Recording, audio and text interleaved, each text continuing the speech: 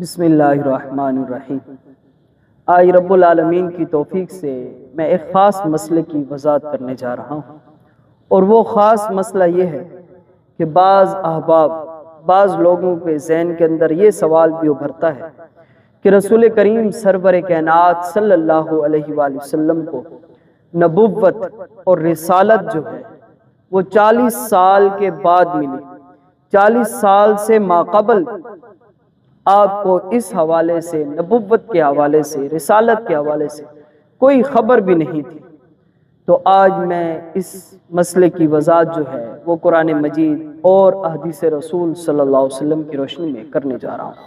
قرآن مجید فرقان حمید کے اندر اللہ تبارک و تعالی جل جلالہ نے اپنے پیارے محبوب صلی اللہ علیہ وسلم کی پوری عمر مبارک کی قسم کھائی،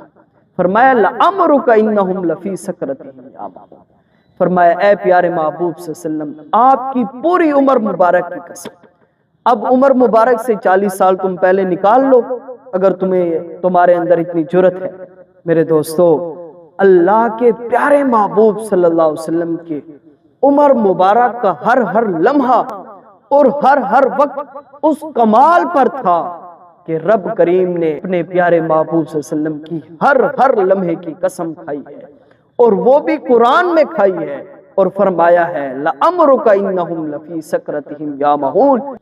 اے محبوب صلی اللہ علیہ وآلہ وسلم، آپ کی پوری عمر کی قسم، گویا کہ ولادت باسعادت سے لے کر آپ صلی اللہ علیہ وسلم کی زہری پردہ پوشی تک تمام عمر مبارک کی رب کریم نے قسمیں کھائی۔